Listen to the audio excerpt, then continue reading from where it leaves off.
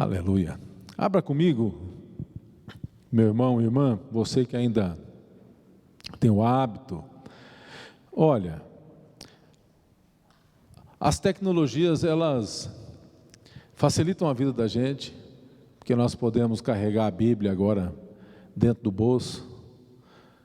Esse celular agora, ele é TV, ele é rádio, ele é carteira, ele é Bíblia também, tudo, né? Tudo a gente tem, mas é bom a gente não perder o hábito de ter a nossa Bíblia física para poder mexer nas páginas, fazer anotações, riscar. Isso é importante, né, para o nosso crescimento. Eu não abro mão, não. Mas você que não trouxe pode acompanhar ali no telão. É sempre a gente passa, né? Segunda carta de Paulo a Timóteo, capítulo 4, versos de 1 a 5. Segunda de Timóteo 4, 1 a 5. Paulo diz: conjuro-te perante Deus e Cristo Jesus, que há de julgar vivos e mortos, pela sua manifestação e pelo seu reino, prega a palavra, insta, quer seja oportuno, quer não, corrige, repreende, exorta com toda longanimidade e doutrina, pois haverá tempo em que não suportarão a sã doutrina, pelo contrário, cercar-se-ão de mestres, segundo as suas próprias cobiças, como que sentindo coceiras nos ouvidos, e se recusarão a dar ouvidos à verdade, entregando-se a fábulas. Tu, porém, sê sóbrio em todas as coisas, suporta as aflições, faze o trabalho de um evangelista, cumpre cabalmente o teu ministério. Pai querido, te louvamos por tua palavra e queremos abrir agora nosso coração e mente para que a tua palavra, Senhor, possa ministrar aos nossos corações. Fala conosco, em nome de Jesus. Amém. Irmãos e irmãs, o evangelista João, ele ocupa 5 capítulos do Evangelho, com as últimas palavras de Jesus, dando suas últimas instruções aos discípulos. Se você abrir a sua Bíblia lá, você vai ver que a partir do capítulo 13, 14, 15, 16 e 17, o evangelista João ocupa todos esses capítulos num único cenário: a última ceia, as últimas instruções de Jesus aos seus discípulos. João registra isso. E aqui, na segunda carta de Paulo a Timóteo, é o próprio Paulo mesmo que registra suas últimas palavras antes da sua morte ao seu discípulo amado Timóteo. Paulo, ele já havia previsto o seu martírio, tanto que, se você continuar a leitura aqui nos versos 6 e 7 do mesmo capítulo, ele diz assim: quanto a mim, estou sendo já oferecido por libação, e o tempo da minha partida é chegada. Combati o bom combate, completei a carreira, guardei a fé. Então, considerando que essa foi a última carta de Paulo, essa é a última carta que Paulo escreveu, então nós podemos dizer também que foram suas últimas palavras registradas por ele mesmo, deixando as últimas orientações para o seu discípulo. E as últimas palavras de um homem ou de uma mulher, elas revelam muito do caráter, dos valores e daquilo que ele considera ser mais importante, porque não tem tempo ele faz um resumo e diz: isso é o mais importante, é aquilo que a pessoa considera mais importante.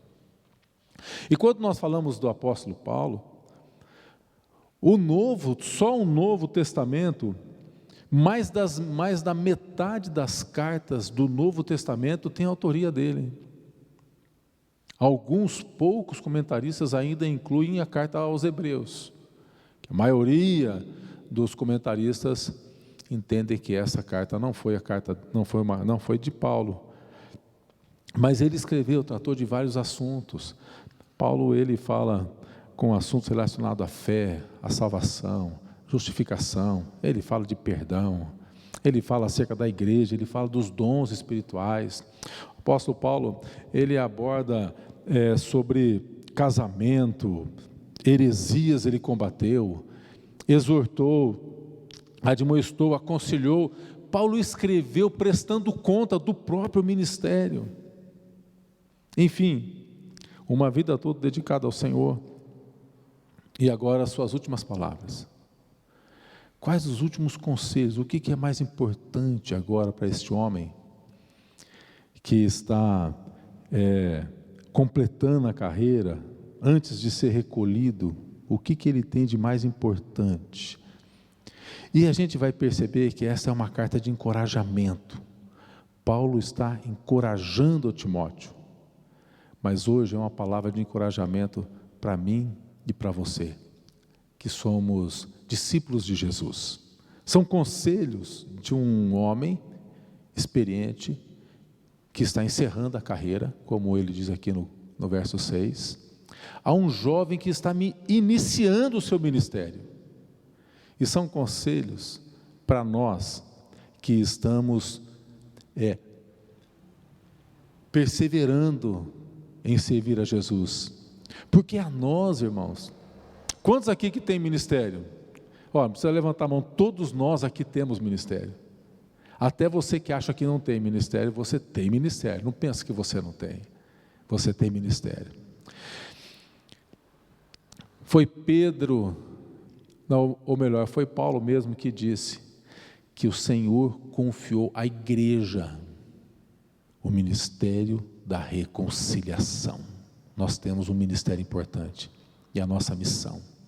Temos um ministério, e nós estamos no meio desse ministério. Então, eu quero destacar aqui nessa noite 4 conselhos importantes que Paulo dá a nós.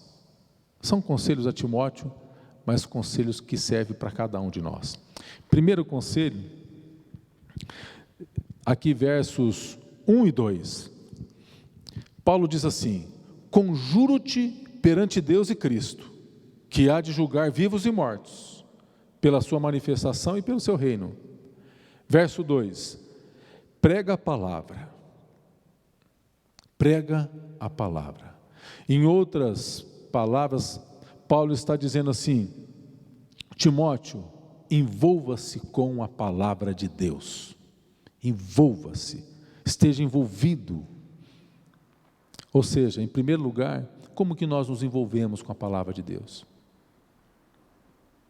Em primeiro lugar, se você não tem, compre uma Bíblia física. Não se contente com essa Bíblia que está no teu celular, que você baixou no aplicativo, não. Tenha a sua Bíblia, com as suas anotações. Risque, medite, pratique, estude.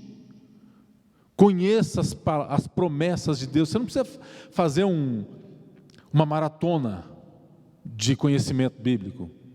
Leia uma porçãozinha de cada vez. Leia um pouquinho de cada vez, e aquilo que o Espírito falar ao teu coração, aquilo que o texto saltar para você, você vai lá, risca, faça um comentário de como é que você estava naquele dia, perceba o que Deus está falando com você, conheça as promessas de Deus, envolva-se com a palavra, conheça a Bíblia, tenha você conhecimento da palavra de Deus.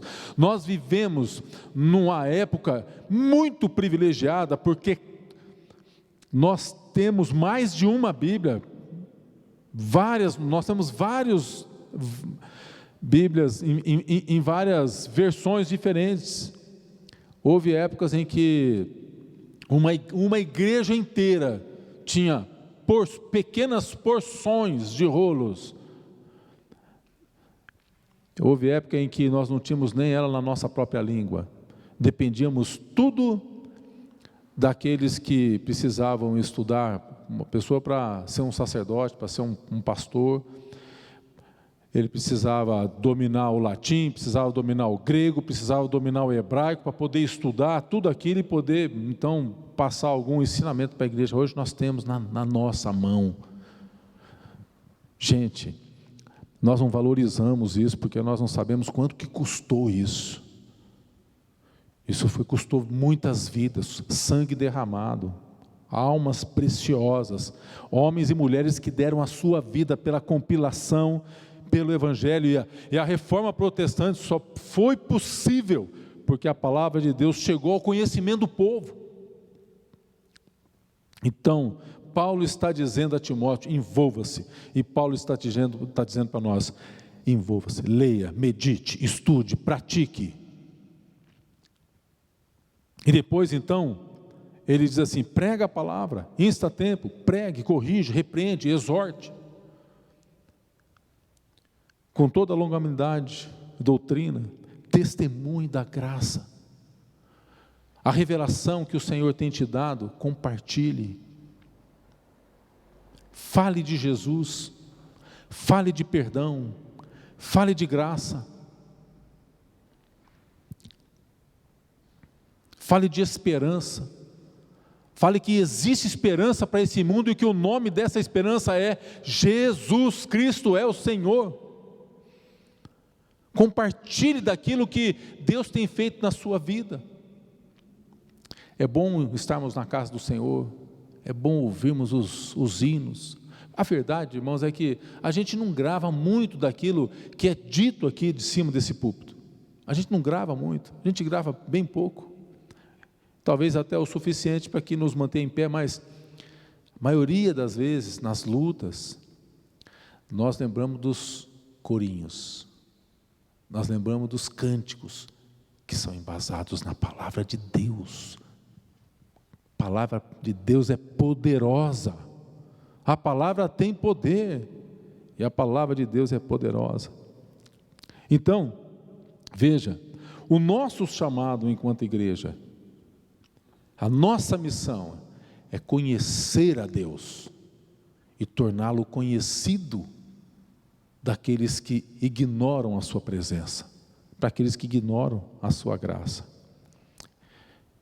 Paulo está dizendo, Timóteo, faça a sua parte, exerça o seu ministério, e que o seu ministério, meu irmão e minha irmã, e o meu ministério, que o nosso ministério, que é o ministério da igreja, de compartilhar, de testemunhar, esteja totalmente embasado na palavra de Deus, porque tudo que estiver embasado na palavra de Deus, terá o seu cumprimento.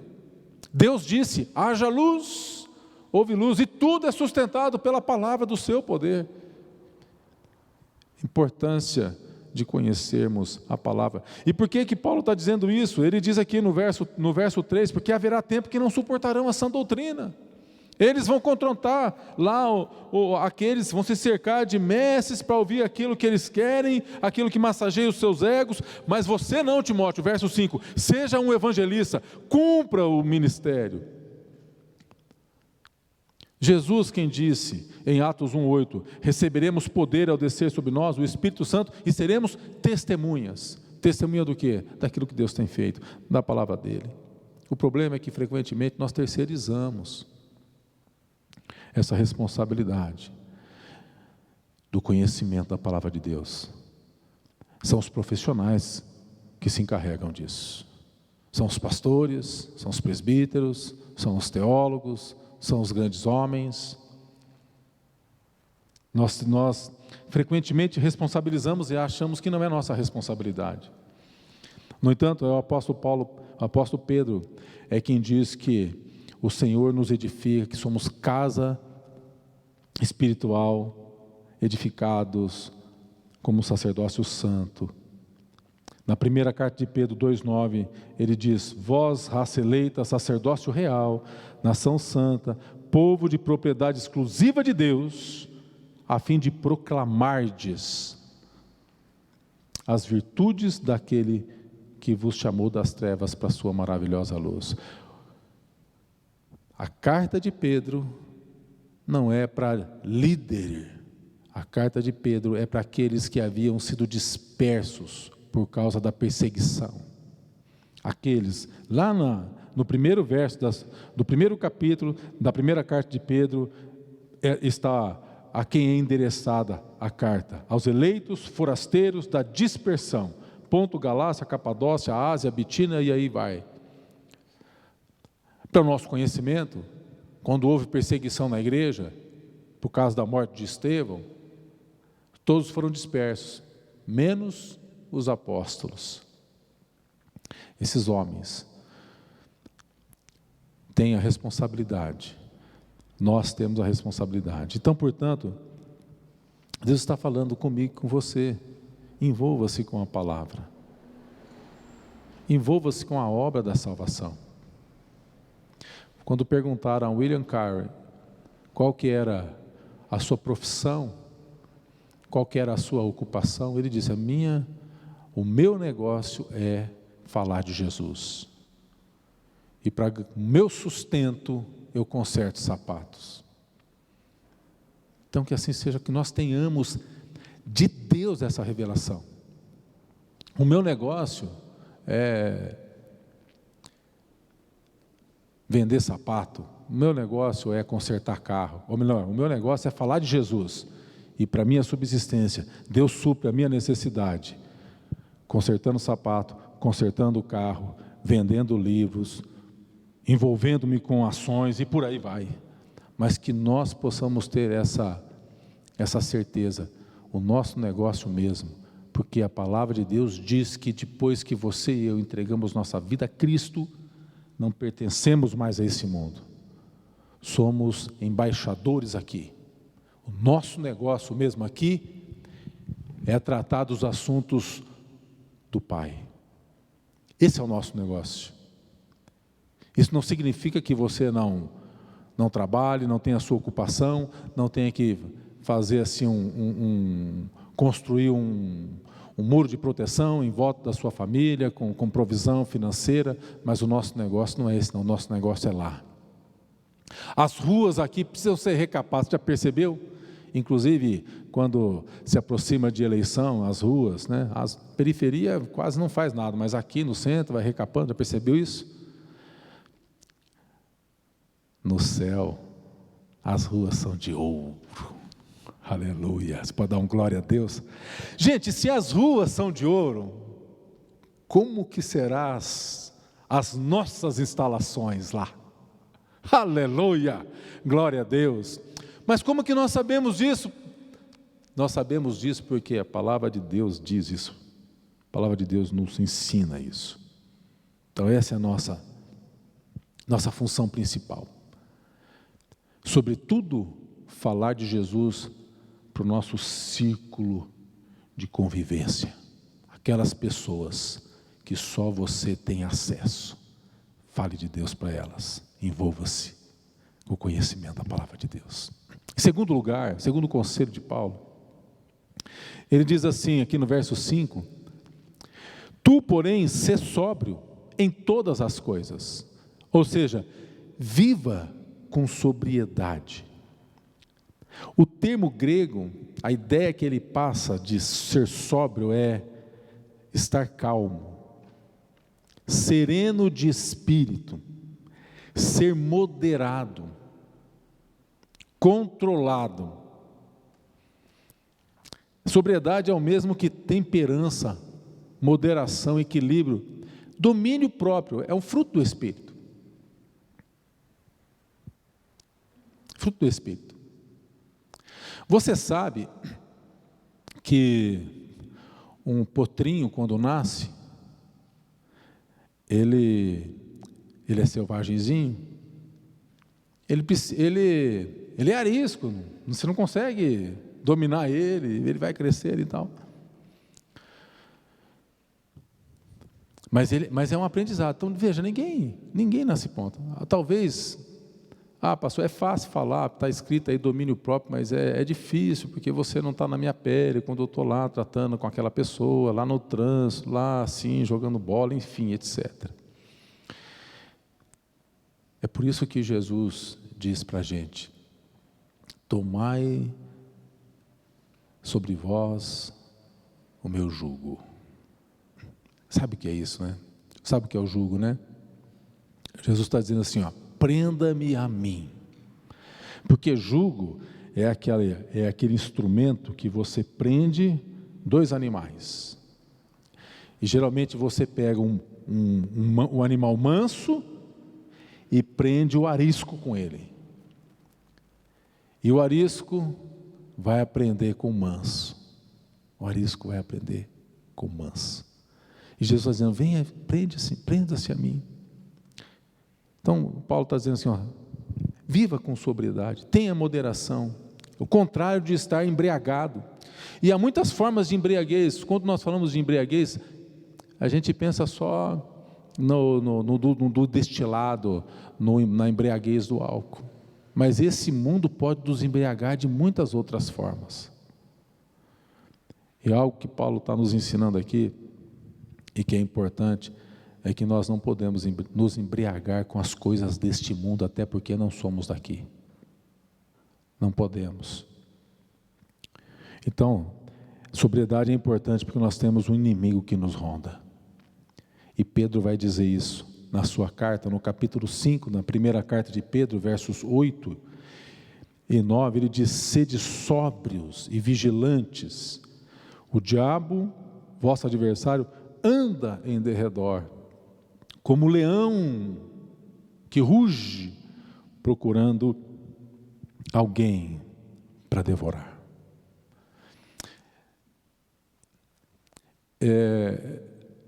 Pastor Fábio gosta, eu também gosto de assistir aqueles programas dos animais, Netflix. Agora eu estou assistindo Enigmas do Universo. Acho que eu terminei já de assistir, talvez eu vou assistir de novo. Você sabe por que o leão ruge?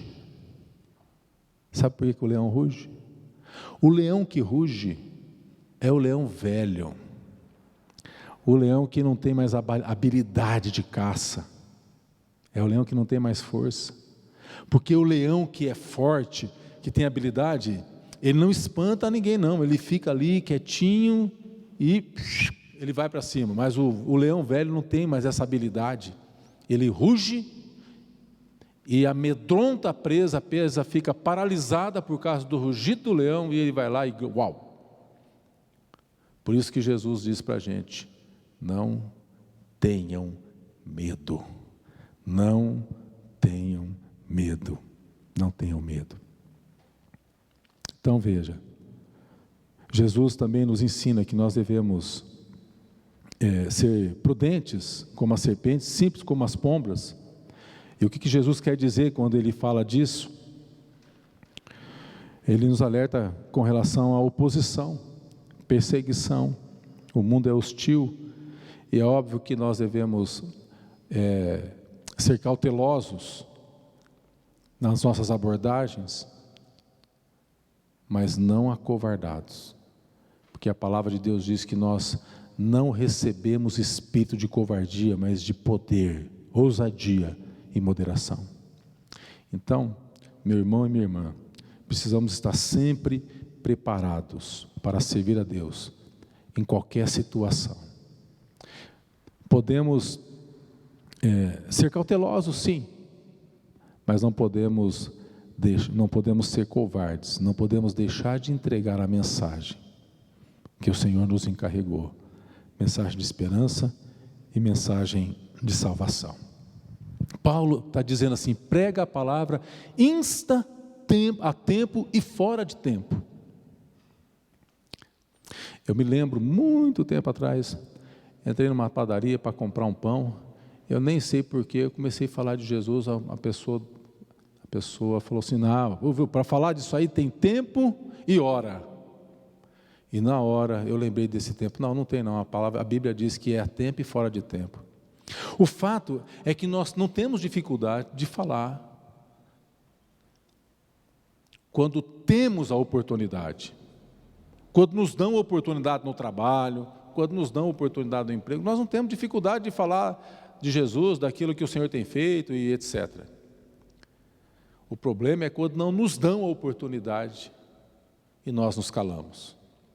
O que Paulo está dizendo aqui é que quando não nos dão a oportunidade, é que nós precisamos criar a oportunidade e não deixar de falar. Paulo está dizendo, pregue, fale, corrige, insta tempo, quer oportuno, quer não, fale, cumpra o teu ministério. Esse é o maior desafio para nós, criar as oportunidades. E parece que nós não queremos, nós temos problema com isso, porque não queremos incomodar as pessoas. Não. Quando nós não fazemos nosso papel, nós estamos deixando de incomodar as trevas. E elas precisam ser incomodadas.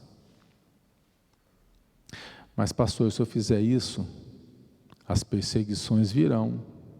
É verdade.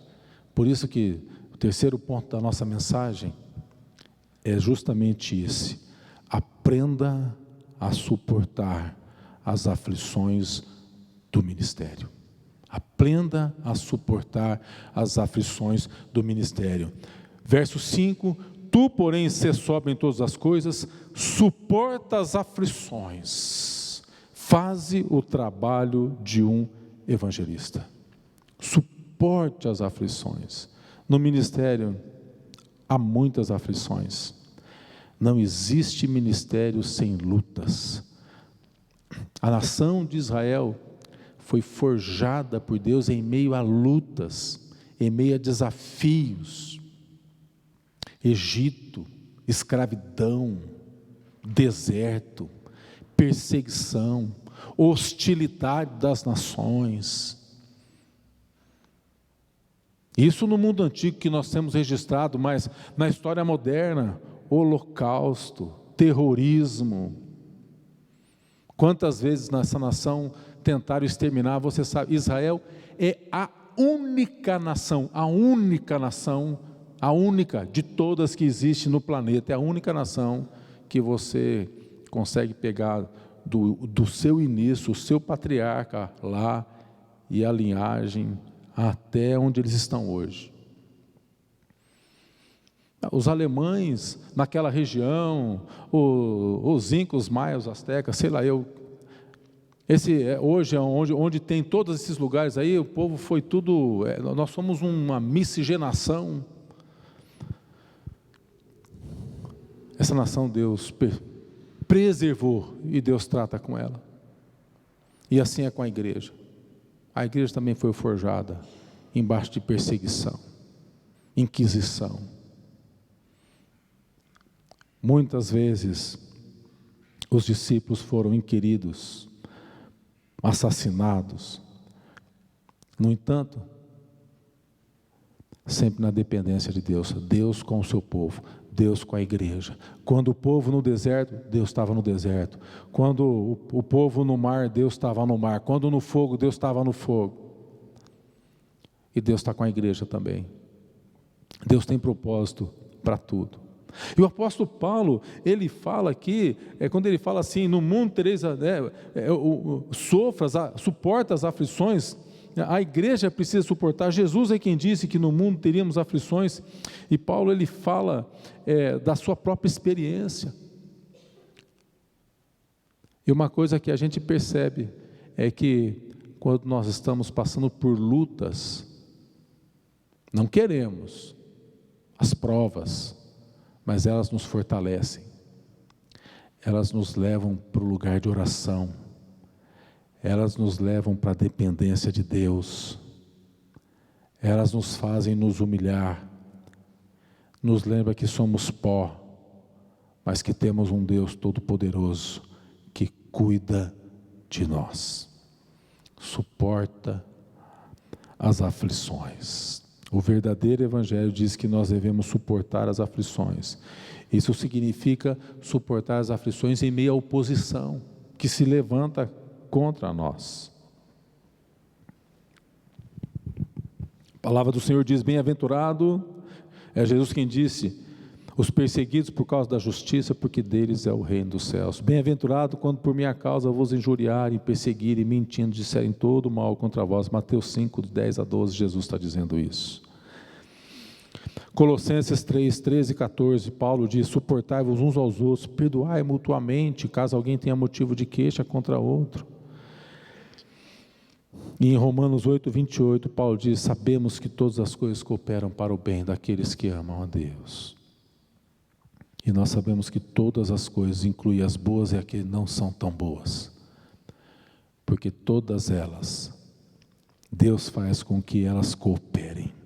E Paulo diz: sabemos, e a verdade é que nós precisamos saber disso. Então, aprenda a suportar as aflições. Envolva-se com a palavra de Deus. Tenha sobriedade, seja cauteloso, mas nunca covarde. Nunca deixa de fazer aquilo que é responsabilidade sua e minha. Somos dispenseiros. Já pensou nisso? A Bíblia diz que somos dispenseiros da graça de Deus. Sabe qual é a função do dispenseiro? O dispenseiro é aquele que tem a chave da dispensa, é aquele que tem a autoridade para abrir a dispensa.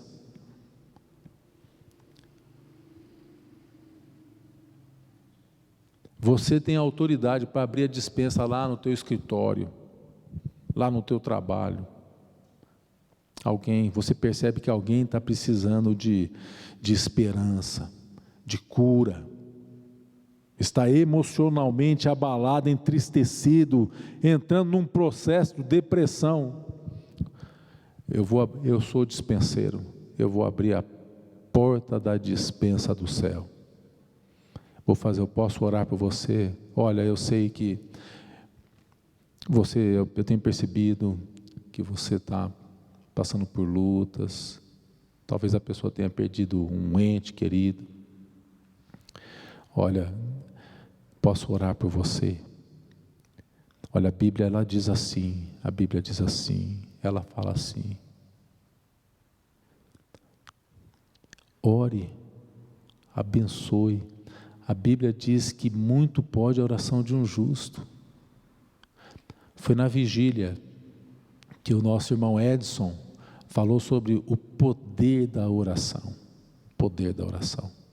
Quando Senaqueribe, com mais de 180 mil homens, cerca Israel, e o rei Ezequias, morrendo de medo, porque não tinha como enfrentar aqueles homens, entrou na presença de Deus, reconheceu a sua fragilidade, orou a Deus, e em resposta Deus disse que ele não precisaria fazer nada, que o Senhor lutaria aquela batalha.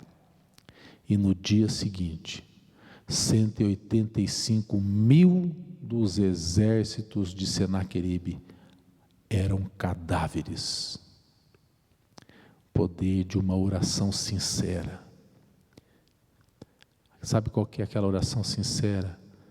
É quando somos verdadeiros com Deus, quando não escondemos de Deus os nossos sentimentos, porque nós fazemos isso, muitas vezes fazemos isso, escondemos de Deus aquilo que Deus sabe que está lá dentro de nós.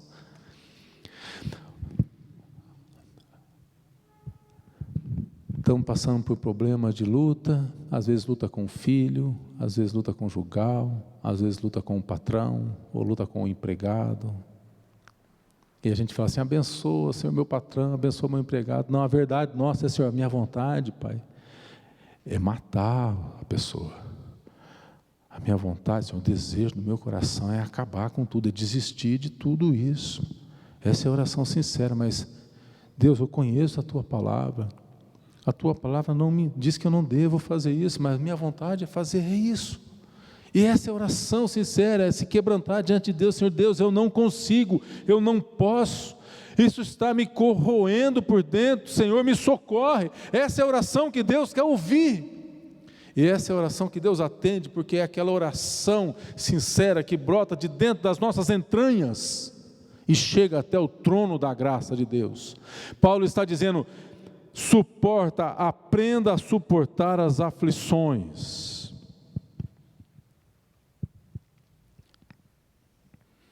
E suportar as aflições é que nós devemos nos apegar às nossas convicções. Porque diante da oposição, diante do momento crítico, muitas vezes a nossa vontade é fazer do jeitinho brasileiro, é dar um jeitinho aqui e um jeitinho ali, e abrimos mão das nossas convicções. Pelo contrário, nós devemos suportar as aflições por causa da fidelidade de Deus.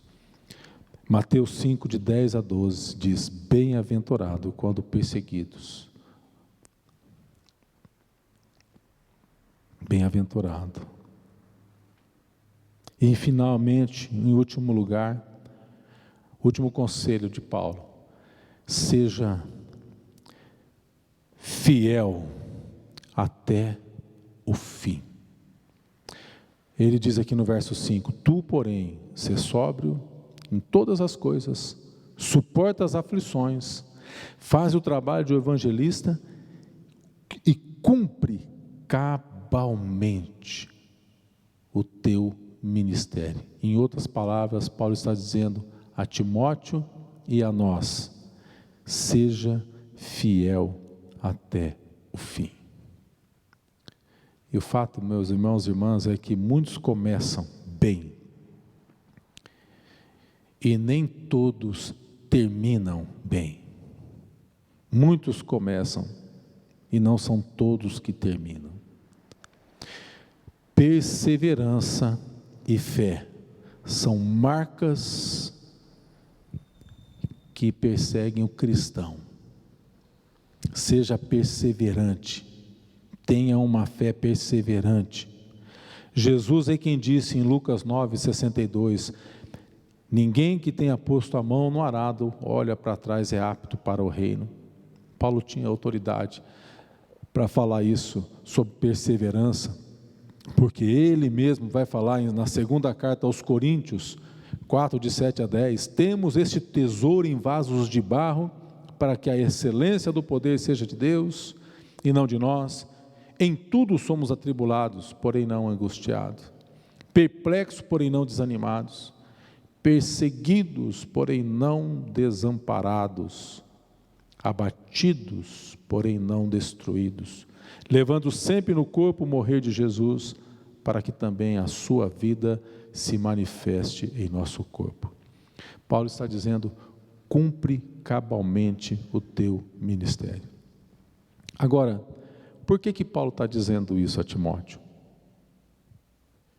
Aí nós precisamos voltar lá no primeiro capítulo da segunda carta a Timóteo, no verso 6. Olha o que Paulo diz. 2 Timóteo, primeiro capítulo, verso 6, olha o que Paulo está dizendo assim: por esta razão, no início da carta, aqui nós estamos lendo o final da carta, mas aqui no início da carta Paulo fala: por esta razão, pois, te admoesto que reavives o dom de Deus que há em ti pela imposição das minhas mãos.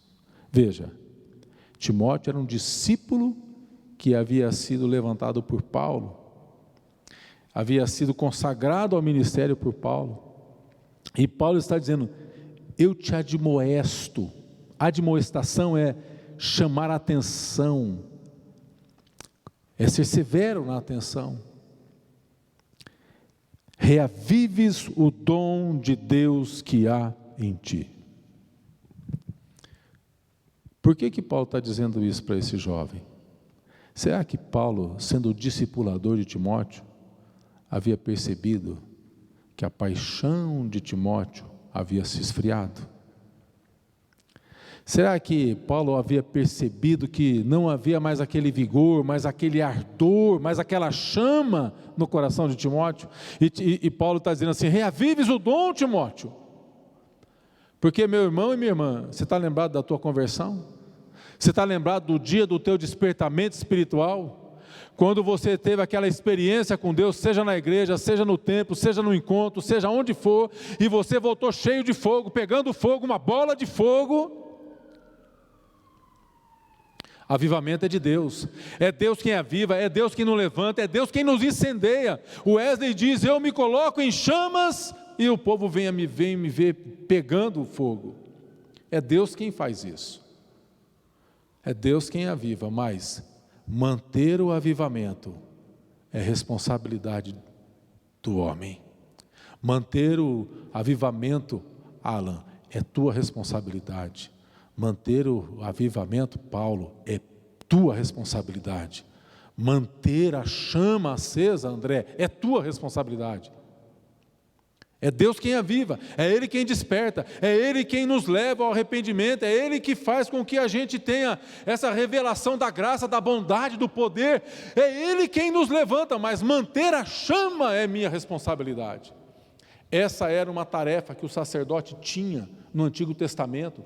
Ele precisava levantar todas as manhãs ele precisava tirar a cinza. A chama queimou durante todo o dia, durante toda a noite, e agora são cinzas. A chama está diminuindo, ela está querendo apagar. Então o sacerdote, ele entra no altar, ele limpa a chama, ele tira toda aquela fuligem, aquilo suja toda a sua roupa. Depois ele vai, ele pega mais lenha, ele coloca lenha no altar, ele faz o fogo aquecer novamente, e toda aquela roupa suja, aquilo dá trabalho, ele tem que sair, ele tem que se lavar, ele passa pela bacia de bronze, ele confessa pecados, então ele chega na presença de Deus. Isso dá trabalho,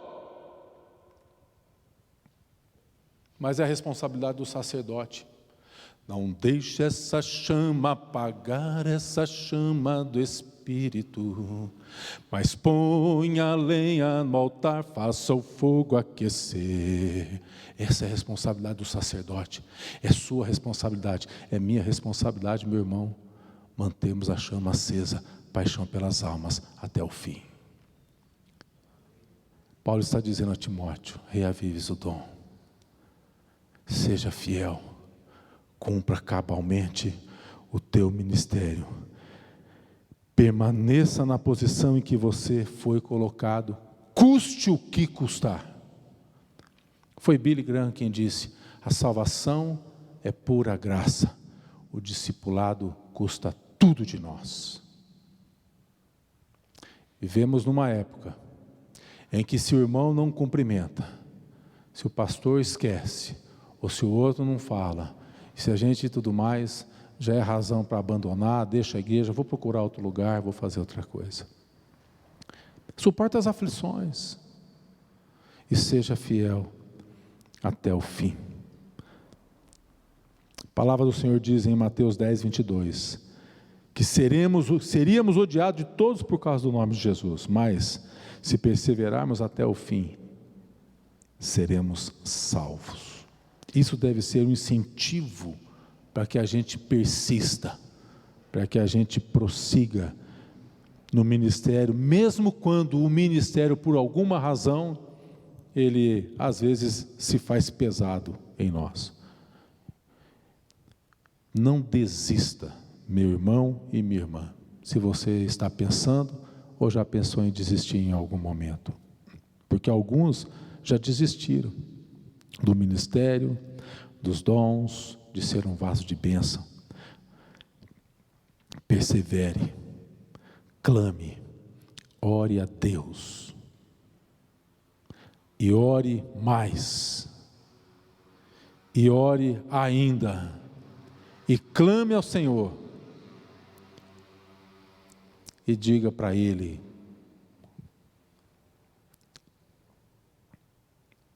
foi Elias que, achando-se cansado do ministério, falou: Senhor, eu quero desistir de tudo, só ficou eu.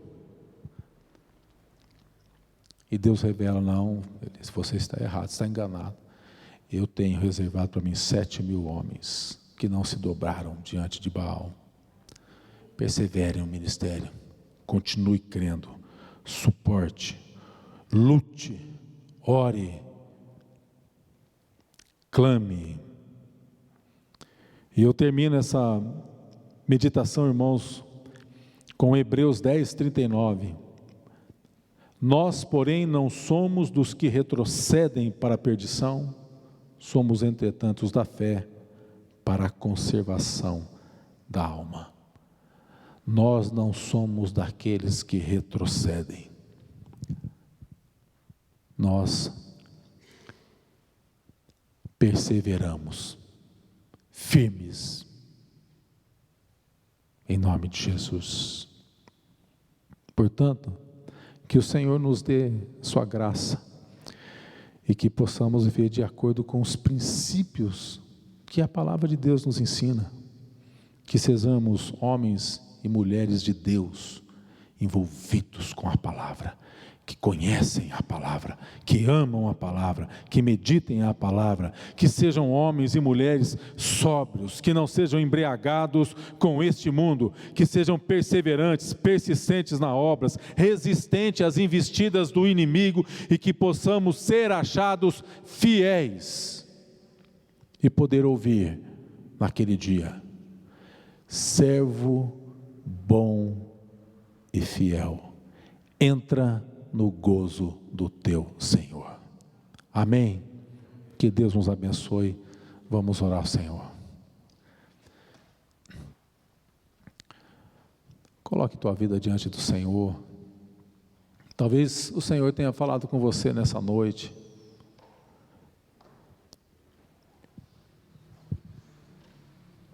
Você talvez que já tenha pensado em desistir. E o Senhor está dizendo: filho meu,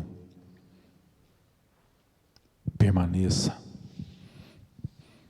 persevere, envolva-se.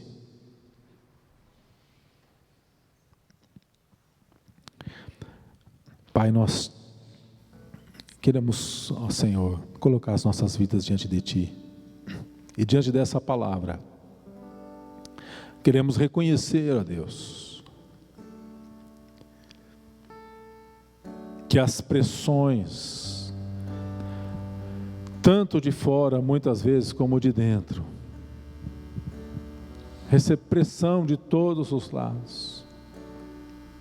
Achamos que o tempo, que não temos tempo, e que muitas vezes terceirizamos, Senhor, aquilo que o Senhor gostaria de falar diretamente conosco.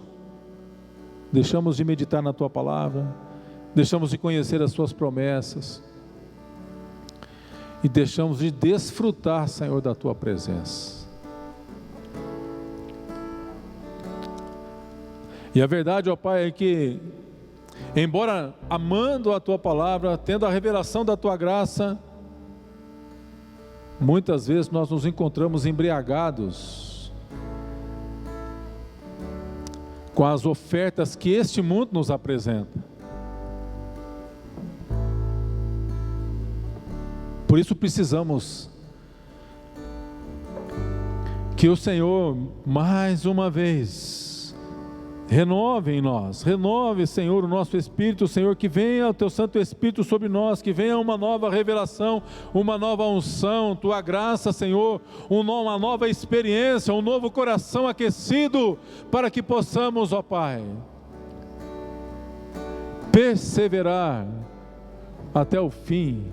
Abençoa a Tua igreja, abençoe o meu irmão, a minha irmã, abençoe, Senhor, este homem, esta mulher, Senhor, que possamos novamente abraçarmos o ministério que o Senhor tem nos dado, sobretudo o ministério de falar do Teu amor, o ministério da graça, o ministério da salvação, de testemunhar do nome de Jesus Cristo.